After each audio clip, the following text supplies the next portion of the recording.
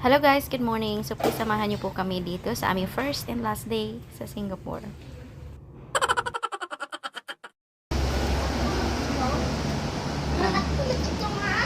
Ah. Wala. Ahala. $12 meal. Ang imuhang sinina. Come on. Sabak. Ilado dyan ka ayong kuan. Na ay rice. Napilit ang rice. So yan guys, tapos na kami kumain at syempre lakad-lakad muna kami. Hindi pa kami nakakalayo by the way sa aming tinitirahan na hotel dyan. So ayan, diretso na kami sa Merlion Park. Ayan. Si Ayush, sobrang nag-enjoy talaga siya sa part na yan. Lalo na yung elepante na may may sungay dyan sa sa alingkuluhan niya. Pero tuwang-tuwa siya dyan sa mga building na malalaki. Ang nakakatakot lang ay baka mahulog siya dyan sa may tubig. Malalim pa man din ang tubig at hindi ako marunong lumangoy. At ang lahat ng mga tao dyan ay sobrang busy. Wala man akong nakitang isang tao dyan na taga-bantay ng part na yun. If in case may ma-aksidente or baka meron, hindi ko lang siguro napansin. Pero wala akong nakitang naka-uniform na security ba dyan. O sabihin na lang siguro natin na baka civilian security. Anyway, so ayan, nandito na kami sa may dito sa may casino. Aba, gusto pang pumasok ni Ayush dyan sa casino. Ewan ko ba kung ano gagawin namin sa casino. Pero picture na lang kami dyan sa labas at umakyat na rin doon. Ayan, sa may harap yan ng may, sa may globe, sa may kabilang banda lang yan. Papunta doon sa may, sa may train station. So, nilibot na lang muna namin dyan. Ang dami palang Filipino, guys, na naglalakad dyan. Ang dami din mga Bisaya, naririnig ko. Yung tipong nagbibisaya lang din sila doon sa Singapore. So, nagkakalingunan din kami kasi, syempre si Ayush, Bisaya din naman. So, ayan, punta kami dyan at mahupaw na kami sa kakalakad namin ng kakalakad. Naghanap kami ng 7-Eleven. Ang mahal pala ng paninda nila dyan sa 7-Eleven. Biruin mo nun yung tea na hindi naman masarap at hindi malamig, $4.30. Pero dahil nauuhaw kami, hindi tubig.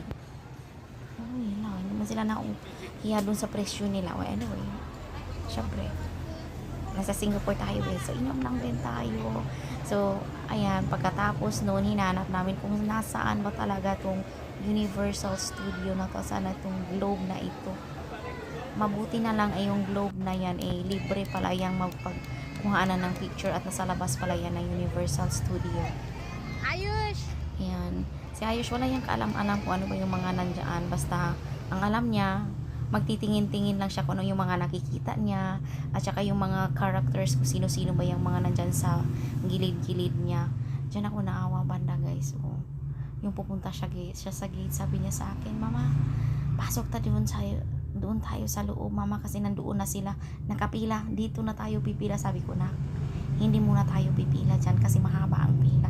Pero sa totoo lang guys, hindi talaga ako pipila dahil ang mahal-mahal ng mga rides nila. Pwede mong kauli na ka? Kauli na ka? Pwede mong kauli na ka?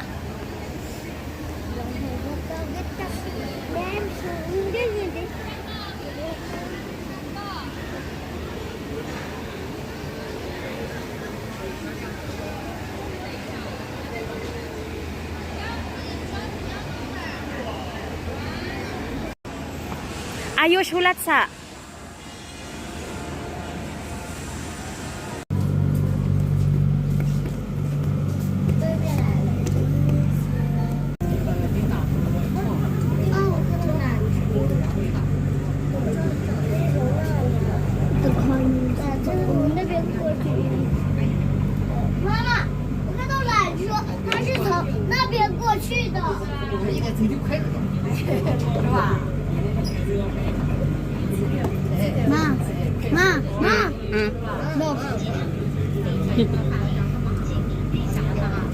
matutag sa maligo na.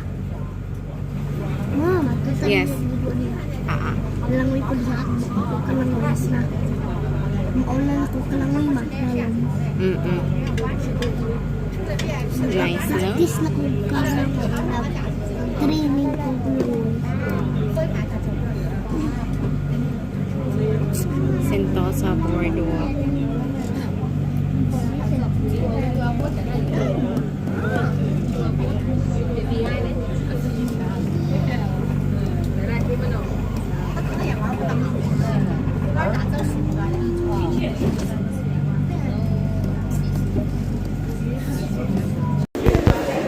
So yan guys, pauwi na kami. Nagbas na lang kami dalawa ni Ayos. Gawa nang hindi kami makasakay dun sa train.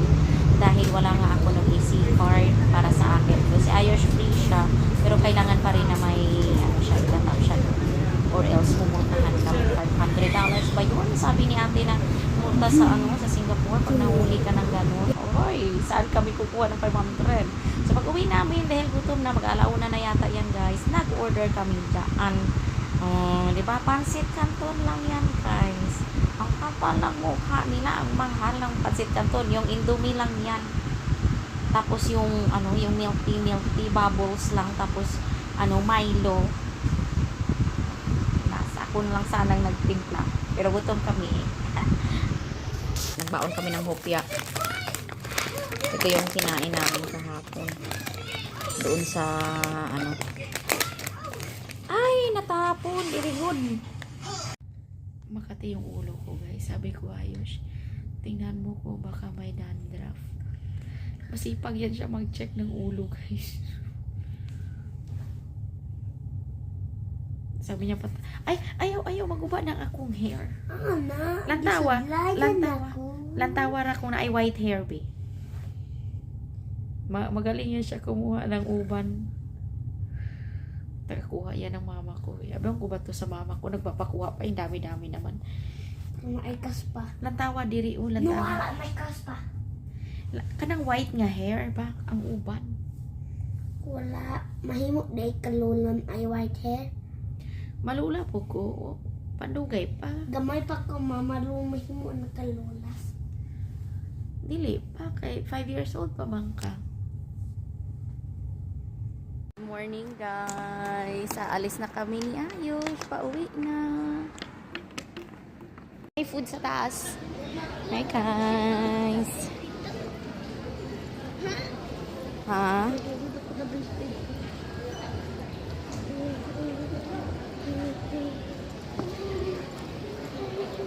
Ikaw na una. Ikaw una.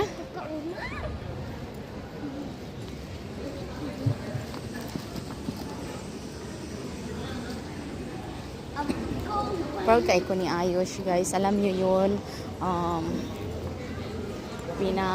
Siya. Asa ka dapit? Di ba pag sa sa immigration, di ba? yung security lang nag-assist sa kanya. Sabi ko, follow ka lang ng instruction. Uy, galing. Ay, galing ba ni Ayos? Breakfast namin guys bago pa uwi ng Dumaguete. What is this place?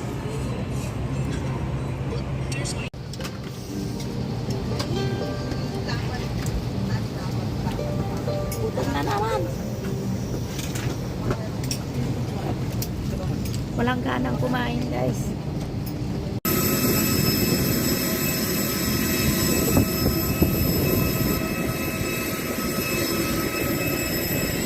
Hi guys, good afternoon. Ang silig ikaon? Di ka uli ayos. Okay ra na. Walay problema og mukaon og sili. Tagaan ta niya si Liam. Pasagdaay mo ra ito nahalangan. Kinain daw ni Ayos yung sili. Okay lang yan. At least alam niya ngayon na maanghang talaga yung sili. So dumating kami dito kagabi guys ng na talaga, 7:30 na kami nakarating ng Mabinay. Biruin mo yun, umalis kami ng Dumaguete ng alas 3. Inabot ng 4 na oras kalahati yung biyahe namin. Gawa ng ginagawang kalsada na natutulog kaming dalawa ni Ayos. Siyempre pagod. Tulog. Pagising kong gano'n, sabi ko, nasa na siguro tayo, Yosh. Malapit na tayo. Sus, pagising namin, nandoon pa kami. Sa may bandang San Jose pa kami. Ang layo-layo pa nun dito sa Mabinay. Fire! Nag-fire ang imuhang babang. Come on? Okay. Tapos I'm following kanina, you. laba ng mga sinuot namin ni Ayos. Ngayon ito, papakapo namin yung ano, yung butakal. Ano yung lalaking baboy ba? Yung pangkasta. Kakapunin. Para ano, pwede na yun ipakatay namin. Baka ngayong November ba or December, depende. Kasi nga, bibilhin daw siya 50 pesos per kilo yung buhay, diba? Joke ba yun? 50 pesos per kilo. Sabi ko wag na lang, may natira pa naman kami ni Ayos na ano, sabi ko ano na lang natin yan, papakapo natin. Medyo may kamahalan din yung pakakapon yan guys, kasi kailangan nung talagang marunong talaga. Itong second cousin ko to, tsaka yung gamot. Siguro, ewan ko magkano ba i-charge niya dyan. Usually 1,000 daw.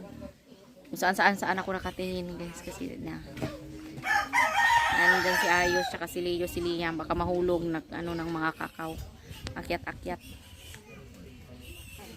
Tapos bukas back to reality, papasok na naman. Bukas ng hapon makakapagsimba pa pala ako. Siguro alauna alis na ako dito. Hey guys, back to work, back to reality. Ang dami kong sakit-sakit, tinigyawat ako dito, sakit-sakit. Mas lalo na yung kilikili ko guys, may hubag ba, boil. Ano bang boil sa Tagalog? Hubag sa Bisaya guys, hubag tawag na mo. Ana na siya kadako guys. Parang nararamdaman ko na itong may pumukol dito, pero walang lumabas. Karon, masakit na talaga siya. Kaso 11 pa yung labas ko dito. May medical naman kami. Sabi na, pila ka lang doon. Kaso, pupunta ba ako? Maglilinis? O maglalawa? Naguguluhan ako kung ano ba ako ngayon? Papamedical ba ako? Masakit talaga. Nakakatawa. Nakatighawak lang ko guys. Muanto ko pupunta ako ng CR. Nakaganon lang ako. Oh. Pag nag-ano ako sa computer, nakaganyan ako. Tapos nakasampan yung isang... Kasi andyan talaga sa may gitna ng kilikili mo baga. Andyan talaga siya tumubo. Wala namang buhok. Ewan ko kung ingrown to na buhok sa kilikili or tigyawat to sa kilikili. Pero malaki na siya, masakit. Or hubag yun ni siya. Na, ambot. Try ko mamaya kung makakahabol pa akong magpa-check up. So mamaya ulit.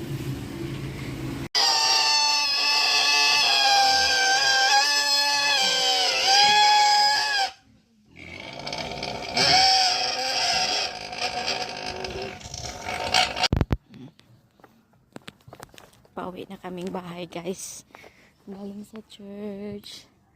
Ayan, yan yung church namin. Itong si Ayos, oh. Pinaghawalay ko tong magpinsan kasi may stress ako kakasaway pag nagkasama silang dalawa ni Leo, lalo na kung nandito si Liam. Hindi ako makakapagsamba ng maayos kasi panay ang labas. At least itong si Ayos o si Leo pwede na, nadadala na sa kurot agad. Struggle ng mga nanay pag nag-church. Tingnan nyo, nauna pa yan sa akin. Masa ka mo kuyog? Hindi na, hatol nimo. Dili ra ko nimo ihatod. Ha? Hindi ra ko pahatod ni Tito. Saan ka yan? Si Ayo, hatid niya lang ako dun sa dun sa may babawan. Hindi siya sasama kasi bibili ng pagkaing baboy. Feeds yung kapatid ko eh. Hindi na sila kasya dun sa motor. Pauwi. Sa sako yata yung bibilhin nila ngayon.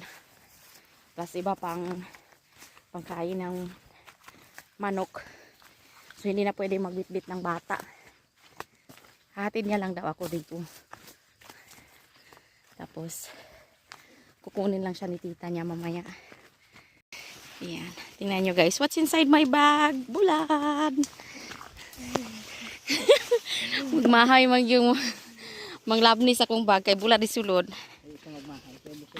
Busog hinuon siya ni. Lami ba ya kay pirito na guni. Usa pa gingulot-ngulot ni mo yos. Hey guys, back to work. Back to reality. Ang dami kong sakit-sakit. Tinigyawat ako dito. Sakit-sakit. Mas lalo na yung kilikili ko guys. May usa ba ni hubag ba? Uy, boil. Ano bang boil sa Tagalog? Hubag sa Bisaya guys. Hubag-hubag tawag na mo. Ana na siya kadako guys. Parang nararamdaman ko na itong may pumukol dito. Pero walang lumabas. Karon masakit na talaga siya. Kaso 11 pa yung labas ko dito. May medical naman kami.